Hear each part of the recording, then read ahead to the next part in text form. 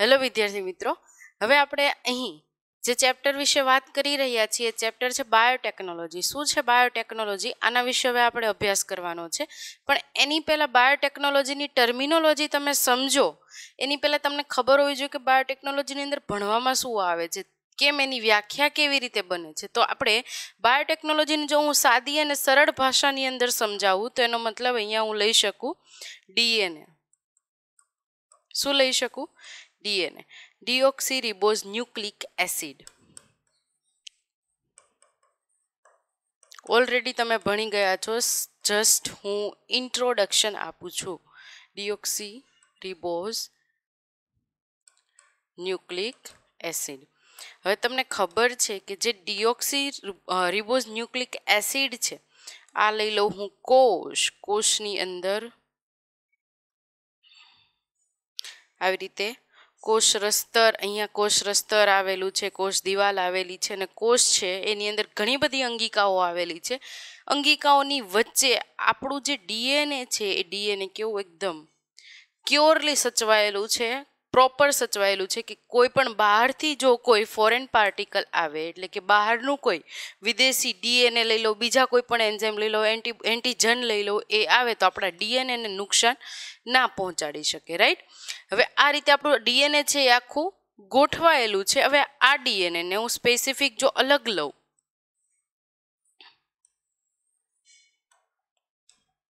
તમને ખબર છે એટીજીસી સિક્વન્સ છે એવી રીતે આખી ગોઠવાયેલી હશે, એ જોડે ટીજી જોડે સી એવી રીતે ગોઠવાયેલ છે. તો હવે આટલો પોર્શન લઉં છું કે આની અંદર જે જીન છે, એટલે કે જે જનીન છે, એ મને જોઈએ છે, કંઈક ઈચ્છિત લક્ષણો ધરાવે છે. ફોર એક્ઝામ્પલ, એકની મારે હાઇટ વધારે જોઈએ છે, તો આ એક હાઇટ વધારતું જીન છે એમ માની લઈએ. ચલો,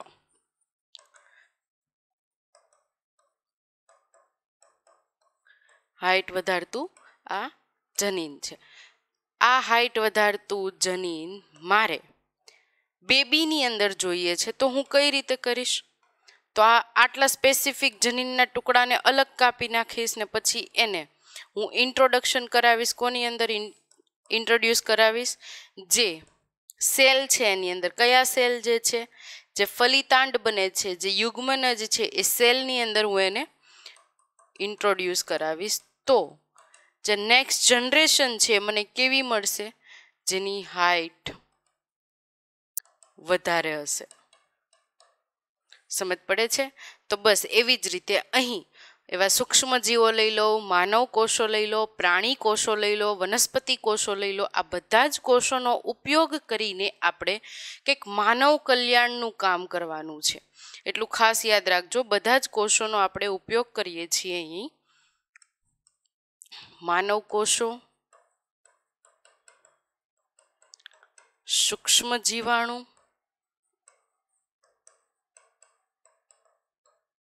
વનસ્પતિક કોષો,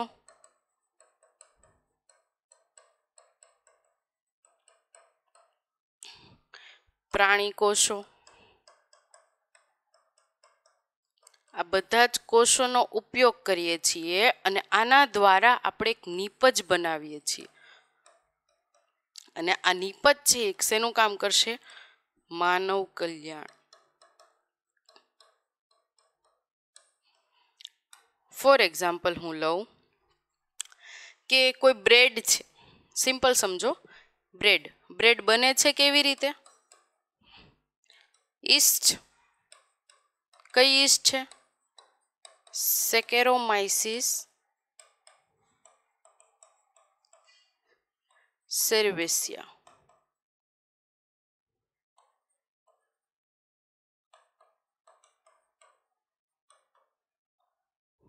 ઓકે, આ ઈસ્ટ છે અને આ બ્રેડ છે. તો બ્રેડ બનવા માટે ઈસ્ટ શું કરશે? જે આપણે ફંજાઈ લઈએ છીએ, બ્રેડ બને છે, તો બ્રેડ બને એની પહેલાં કંઈક પ્રોસેસ થતી હશે ને, એની અંદર આલ્કોહોલ ઉત્પન્ન થતો હશે. ઈસ્ટ હશે તો એ શું કરશે? શર્કરા ખાશે.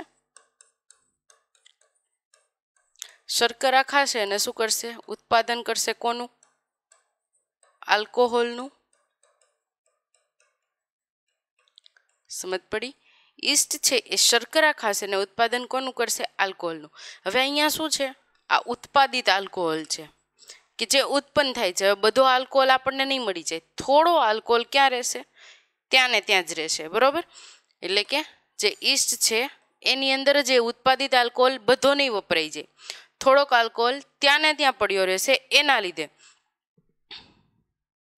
જે બ્રેડ છે એ આપણે ખાઈએ ત્યારે થોડી ખાવામાં આપણને કેવી લાગે છે? થોડી મીઠાશ લાગે છે એમાં. એટલે અહીંયા હું એમ કહી શકું કે આપણે શું કરીએ છીએ? કોનો ઉપયોગ કરીએ છીએ? ઈસ્ટનો. એટલે આ શું થયું? ફંજાઈ તમે કહી શકો, સૂક્ષ્મ જીવાણુ અત્યારે હું લઉં છું. ખરેખર આપણે એને ઈસ્ટ ફંજાઈ કહીએ છીએ આપણાને. અહીંયા સુધી ક્લિયર? હવે તે સિવાયની ઘણી બધી બાયોટેકનોલોજીની એવી પ્રોડક્ટ છે કે જે આપણે રૂટીન પણ યુઝ કરીએ છીએ, પણ આપણે એના વિશે જાણતા નથી કે આ બાયોટેકનોલોજી ટેકનિકથી બનેલી છે. તો તમે કોઈ પણ કોટન, આપણે મેઇન તો આપણે બીટી કોટનની જ વાત કરીએ, રાઈટ? તો જે બીટી કોટન છે એ કોની પ્રોડક્ટ છે? બાયોટેકની.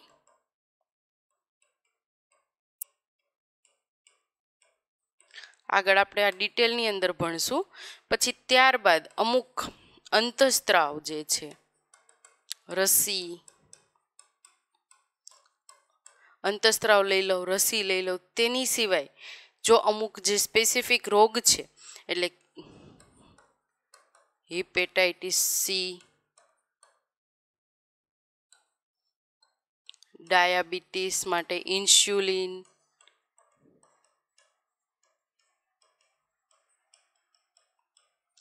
આની બધી પ્રોડક્ટ્સ એના દ્વારા બને છે, બાયોટેકનોલોજી દ્વારા બને છે. એટલે અસ્થિભંગ, હિમોફિલિયા, આ બધાની સારવાર માટે પણ આપણે બાયોટેકનોલોજીનો ઉપયોગ કરીએ છીએ. લખી દઉં છું તમને. અસ્થિભંગ ની સારવાર માટે, હિમોફિલિયા, બ્લડની કમી હોય,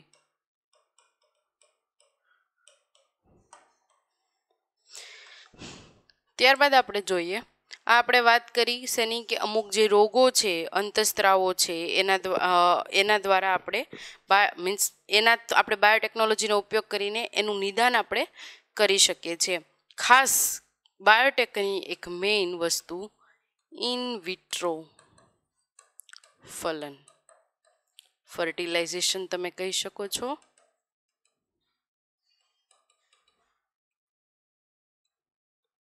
ઓકે, ઇન વિટ્રો ફર્ટિલાઇઝેશન એટલે એનો મતલબ શું થાય?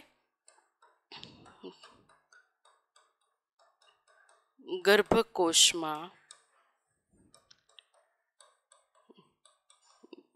ગર્ભને ધારણ કરાવવું, પણ કેવી રીતે? ઇન વિટ્રો રીતે. ઇન વિવો ને ઇન વિટ્રોમાં ખબર પડે. ઇન વિટ્રો એટલે આપણે લેબ કન્ડિશન પ્રોવાઈડ કરીએ છીએ અહીંયા. એટલે આપણે એને કૃત્રિમ વાતાવરણ આપીએ છીએ. એટલે સેલની બહાર તમે કહી શકો આને.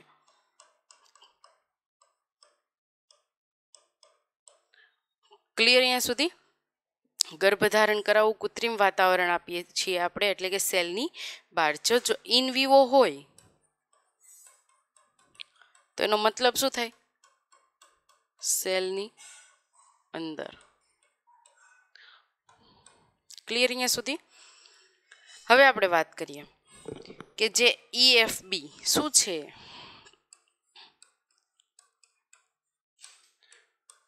European federation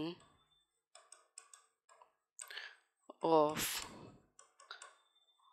biotechnology.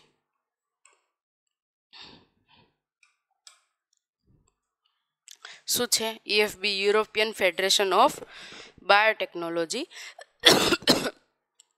અહીંયા હું યુરોપિયન ફેડરેશન ઓફ બાયોટેકનોલોજી લઉં તો એની એક વ્યાખ્યા જે છે એ આપણે જોઈ લઈએ. એ શું કહેવા માગે છે એ વ્યાખ્યાની અંદર? તો નિપજો અને તેની ઉપયોગિતા માટે સમજો, નિપજો અને તેની ઉપયોગિતા માટે સજીવ કોષો તેમના ભાગો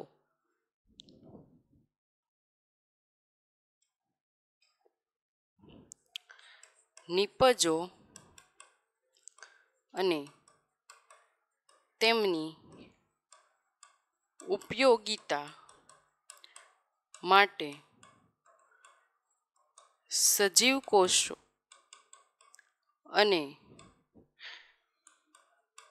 તેમના ભાગો આણ્વીય રીતે કહું છું, સજીવ કોષો અને તેમના ભાગો આણ્વીય રીતે કહેવામાં આવે છે. આણ્વીય અનુરૂપતા સાથે જે આપણે પ્રતિકૃતિ બનાવીએ છીએ, પ્રતિકૃતિ એટલે એના જેવું જ થાય. તમે કોઈ મૂર્તિ બનાવતા હોય તો એને તમે પ્રતિકૃતિ કહો છો, બરોબર?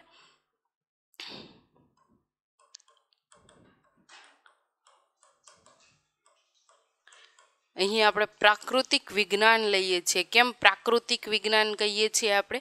કેમ કે નેચરલ પ્રોસેસ છે એની અંદર આપણે ફેરફાર કરીએ છીએ. પ્રાકૃતિક વિજ્ઞાનનું સંકલન એટલે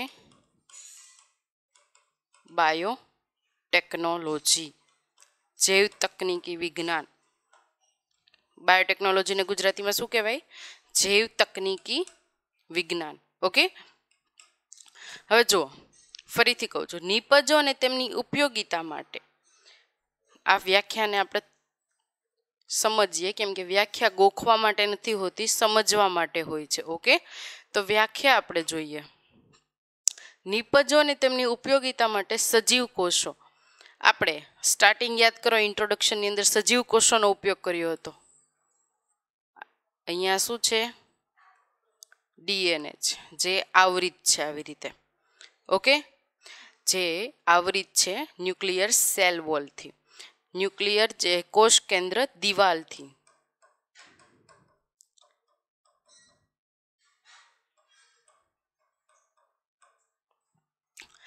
સજીવ, હવે આ કોષ થયો. અહીંયા પ્રોટીન હશે, રિબોઝોમ હશે, લિપિડ હશે. આ બધું તમે 8મા ધોરણમાં ભણી ગયા છો. ગોલ્ગી બોડી હશે.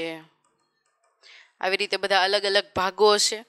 તો સજીવ કોષો અને તેમના ભાગો, સજીવ કોષ અને આ બધા તેમના ભાગો આણ્વીય અનુરૂપતા. હવે આ ડીએનએ છે, હું તમને એટલું કહી દઉં, હું આને ડિટેલમાં જાઉં છું. ATGC, તો આ બધું આણ્વીય રીતે થયું, રાઈટ? તો આણ્વીય રીતે, હવે આણ્વીય રીતે આની અંદર મારે જોતું હોય તો જે ન્યુક્લિયોટાઇડ છે એમાં નાઇટ્રોજન બેઝ જોવા મળશે, એની જોડે સુગર જોવા મળશે, એની જોડે પેન્ટોઝ જોવા મળશે. તો આ છે આપણે આણ્વીય સ્વરૂપ. આપણે આ સ્વરૂપની અંદર કંઈક ફેરફાર કરીએ છીએ આની અનુરૂપતા સાથે. આણ્વીય સ્વરૂપમાં ફેરફાર કરું છું, પણ છતાં પોઝિશન છે એ ચેન્જ નથી થતી. ઓકે, તો આણ્વીય સ્વરૂપની અંદર ફેરફાર કરવામાં આવે છે આણ્વીય અનુરૂપતા સાથે. પ્રાકૃતિક વિજ્ઞાન, પ્રાકૃતિક એટલે AT, આ છે જ આપણે જાણીએ છીએ. GC આ પણ આપણે જાણીએ છીએ, બરાબર? ડબલ બોન્ડ અને ત્રિપલ બોન્ડ, આના વિશે આપણે જાણીએ છીએ. તો આ પ્રાકૃતિક વિજ્ઞાન છે. ઓલરેડી આ છે એ પ્રેઝન્ટ છે, એ જોવા મળે છે. ઓકે, આ પ્રેઝન્ટ છે, આ નેચરલની અંદર પણ જોવા મળે છે. હવે આણ્વીય સ્વરૂપ એટલે ફોર એક્ઝામ્પલ આ ATGC સિક્વન્સ છે, તો આની સામે G આવશે, આની સામે C આવશે, A અને T. T એ CG થઈ ગયું. તો હવે આ સિક્વન્સને હું ચેન્જ કરું છું, એટલે આ સિક્વન્સ ચેન્જ કરું તો આ T અને A, આ T એ હું ક્યાંથી લાવું છું? બીજા ડીએનએમાંથી. બીજા ડીએનએના કોઈ પણ એક સ્પેસિફિક રંગસૂત્રમાંથી હું જે ટીએ છે એને હું લઈને આવું છું. આ ટીએ અને આ ટીએ બેયના લક્ષણો કેવા છે? અલગ અલગ છે. આવી એક આખી સિક્વન્સ તમે લઈ શકો, બરાબર? અત્યારે હું તમને એક્ઝામ્પલ આપું છું કે આ લક્ષણો કેવા છે, અલગ અલગ થયા. તો મારે આ લક્ષણવાળું જોઈએ છે, મારે આ લક્ષણવાળું નથી જોતું, તો પ્રાકૃતિક વિજ્ઞાન જ રાખ્યું છે મેં. વિજ્ઞાનની અંદર કોઈ છેડછાડ નથી કરી, પ્રાકૃતિક વિજ્ઞાનનો જ ઉપયોગ કરીને પણ સિક્વન્સ ક્યાંથી લીધી? બીજા ડીએનએમાંથી. ક્લિયર અહીંયા સુધી?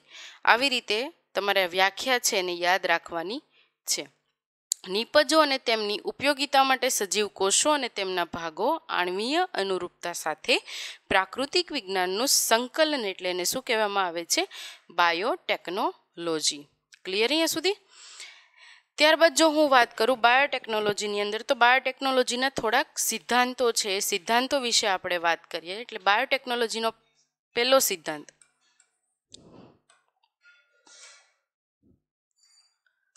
જનીન ઇજનેર વિદ્યા. જનીનનો મતલબ શું થાય છે? જીન.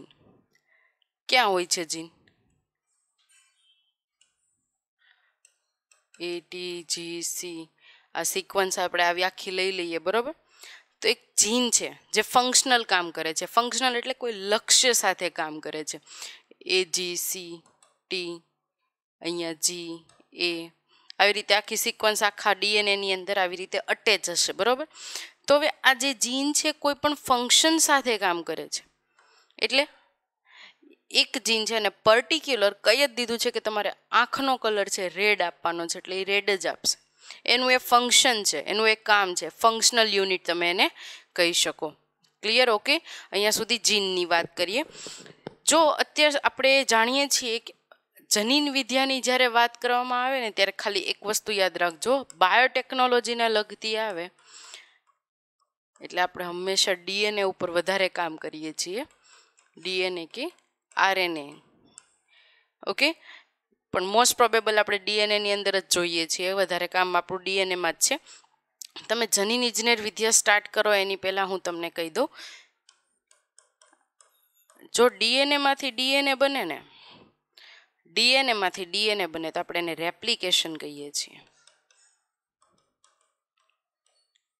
ઓકે, ફરીથી બનવું, ડીએનએમાંથી ડીએનએ પુનઃસંયોજન થઈને એનું ફરીથી ડીએનએ બનવું.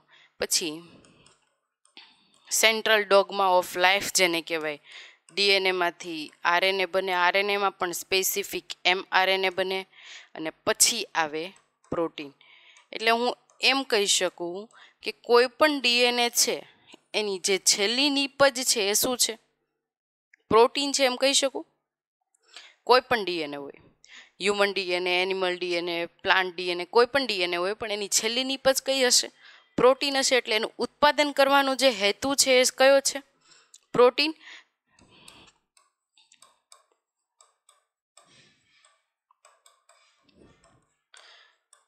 પણ કયું પ્રોટીન?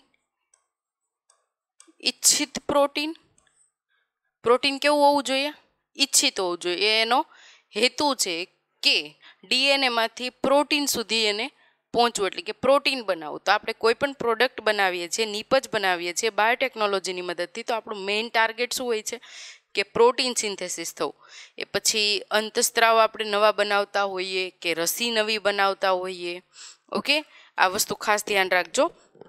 તો અહીં આપણે સજીવો કે તેમના જનીન જે છે, સજીવો અને તેમના જનીનોને ઈચ્છિત અસરકારકતા માટે આપણે કૃત્રિમ રીતે એની અંદર થોડા ઘણા ફેરફાર કરી દઈએ છીએ. સમજો, જે હું જનીન ઇજનેર વિદ્યાની વાત કરું છું એ સજીવો કે જેમના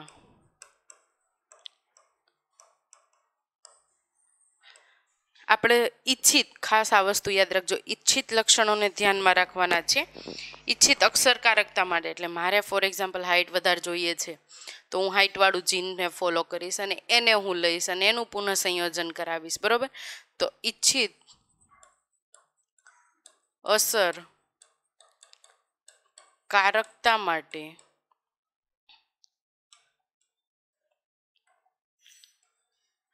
જે સજીવનું જીન છે, સજીવ ડીએનએ કે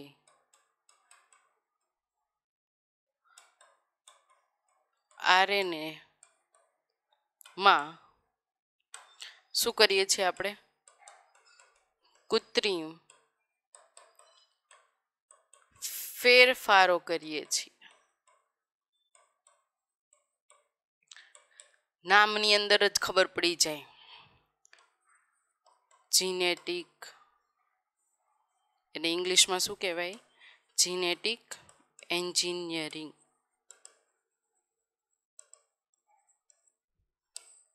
ઓકે, જીનની અંદર એન્જિનિયરિંગ કરવું તમે ઇઝીલી કહી શકો, એટલે એની અંદર કાંઈ પણ ફેરફાર કરી શકો તમે, એ બરાબર. જીન એન્જિનિયરિંગ. ઓકે, ક્લિયર અહીંયા સુધી? બીજું,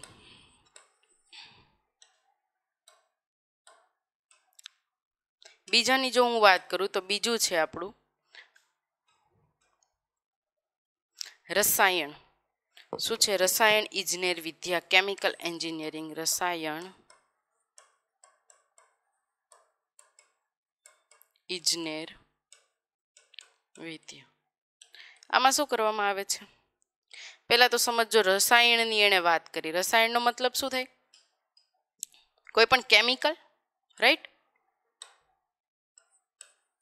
કોઈ પણ કેમિકલ હું લઈ શકું. કોઈ પણ એટલે આપણે કેમેસ્ટ્રી લેવલના નથી લેવાના, આપણે અહીંયા આવી જઈએ થોડોક બાયોલોજીની અંદર. ઓકે, તો રસાયણની અંદર આપણે હું કોઈ પણ કેમિકલ લઉં છું. ફોર એક્ઝામ્પલ, અંતઃસ્ત્રાવ લઉં છું, રસી લઉં છું. આ બધાને મારે બનાવવું તો પડશે ને. અંતઃસ્ત્રાવ લઉં કે રસી લઉં, કાંઈ પણ. અહીં શું કરવામાં આવે છે કે જંતુ મુક્ત જાળવણી કરીને, જંતુ મુક્ત એટલે જંતુ મુક્તનો મતલબ શું થાય કે આપણે અત્યારે કોરોના છે એટલે આપણે જાણીએ છીએ કે સૂક્ષ્મ જીવાણુની અત્યારે ઘણા બધાને હવે ખબર પડવા માંડી છે. જંતુ મુક્ત કોઈ પણ સૂક્ષ્મ જીવાણુ છે આપણે એને ડિસ્ટ્રોય કરીએ છીએ ને, શેનાથી? આલ્કોહોલથી કરીએ છીએ. તો એવા જંતુઓ હોય છે કે જે નવું આપણે કંઈક બાયોટેકનોલોજીની નવી પ્રોડક્ટ આવે અથવા કોઈ પણ પ્રોડક્ટ આપણે લઈ લો કે જે નોર્મલ ટેમ્પરેચર ઉપર હોય તો પણ એને હાર્મ ઇફેક્ટ આપી શકે છે. તો આપણે અહીંયા જંતુમુક્ત જાળવણી કરાવીએ છીએ અને એન્ટીબાયોટિક,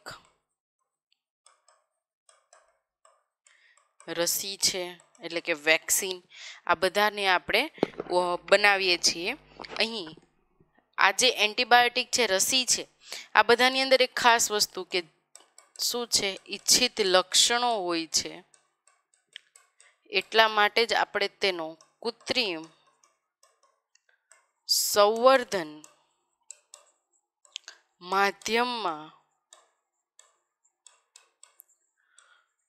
ઉછેર કરીએ છીએ. ક્લિયર અહીંયા સુધી? અંતઃસ્ત્રાવ, રસી, જંતુમુક્ત જાળવણી કરીએ છીએ આપણે.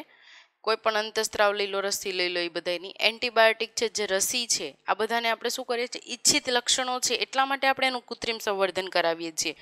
ક્લિયર અહીંયા સુધી? હવે બે વસ્તુ એક ધ્યાનમાં રાખજો કે જ્યારે જનીન એન્જિનિયરિંગ કરાવવામાં આવે એટલે કે જનીનિક જે વિદ્યા છે એની ઇજનેર વિદ્યા કરાવવા, જનીન ઇજનેર વિદ્યા આપણે કરવામાં આવે ત્યારે એની અંદર બે વસ્તુ થઈ શકે. પેલી, જો લિંગી પ્રજનન થાય તો. બીજું કહી શકું અલિંગી પ્રજનન. ઓકે, હવે હું અહીંયા પહેલું જ લઉં છું, લિંગી પ્રજનન. લિંગી પ્રજનનની જો વાત કરીએ એટલે હું એમ લઉં, આ એક છે મધર સેલમાંથી અને આ ફાધરમાંથી. તો જે ફલિતાંડ બને છે કેવું છે? 2n છે.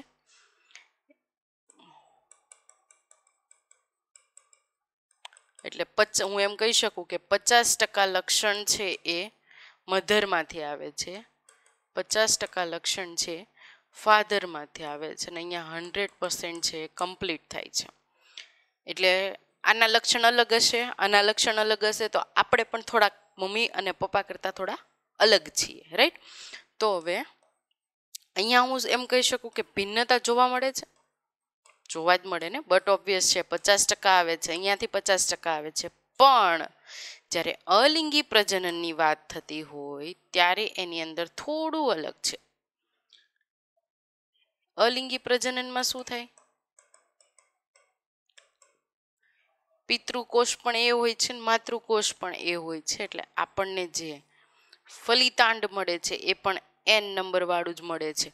એટલે તમે 2n કહી શકો, પણ માતૃકોષ ને પિતૃકોષ પણ કેવા હોય છે? એના એ જ હોય છે, એ જ સજીવના હોય છે. એટલા માટે અલિંગીમાં શું થાય છે? અવખંડન થઈ શકે. રાઈટ? અવખંડન કોને કહીએ?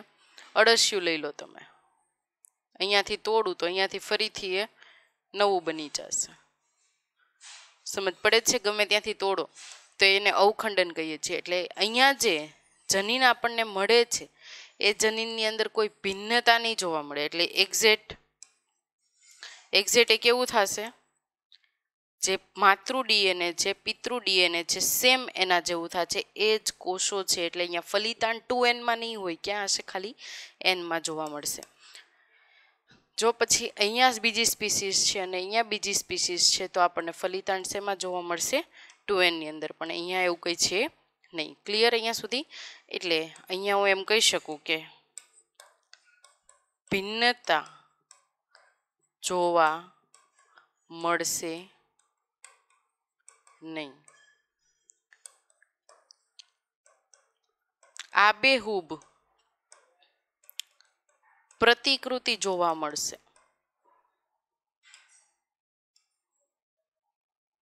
આબેહૂબ પ્રતિકૃતિ જોવા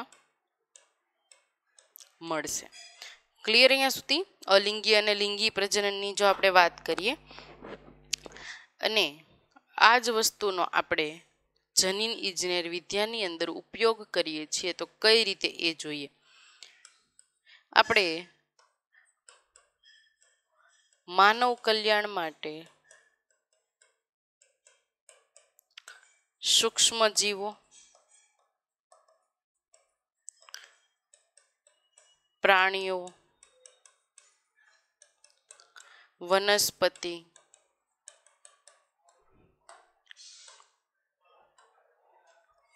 આ બધાનું કૃત્રિમ સંવર્ધન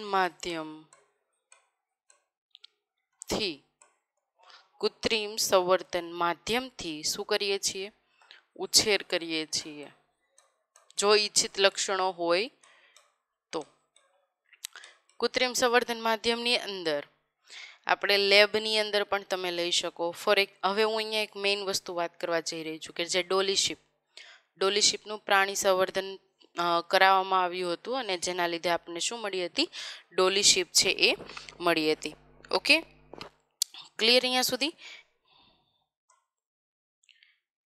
એટલે હું કોઈ પણ લઉં, જે પસંદગીમાન જે મારું ઈચ્છિત લક્ષણ છે, ઈચ્છિત જનીન છે એ મારે ત્યાં લેવું પડશે.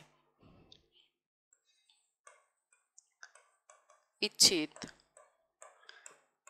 લક્ષણો ધરાવતો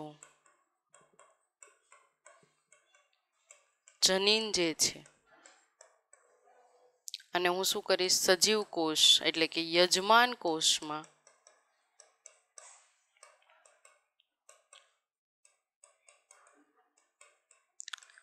રૂપાંતર કરીશ.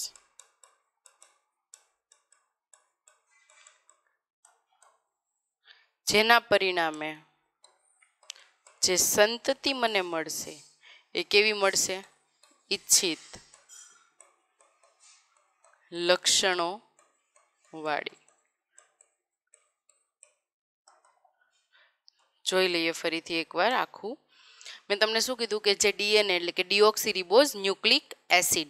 હવે ડીએનએ છે આખું સેલ સ્ટ્રક્ચર છે, એટલે કે આખું આવૃત છે. આગળ પણ મેં તમને કીધું કે આની અંદર પ્રોટીન હશે, રિબોઝોમ હશે, લિપિડ હશે. આ બધા જે ગોલ્ગી બોડી છે, બીજી બધી ઘણી બધી અંગિકાઓ છે, એ બધું તમને સ્ટ્રક્ચરની અંદર જોવા મળશે. એટલે આપણે એમ કીધું કે સજીવો અને તેના ભાગોનો આપણે ઉપયોગ કરવાનો છે. શેના માટે?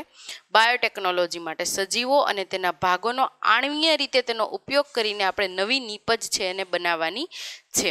અહીંયા મેં કહી દીધું તમને કે જનીન જે છે મારે હાઇટ વધારતું જનીન જોઈએ છે, તો એ જનીનને હું અલગ કરીશ અને એનું ઇન વિટ્રો ફર્ટિલાઇઝેશન કરાવીશ અને ફલિતાંડ જે બનશે એ ફલિતાંડ જે છે એની અંદર જે લક્ષણ હશે કયું હશે, હાઇટ જે વધારે છે એ લક્ષણ જોવા મળશે. ક્લિયર અહીંયા સુધી?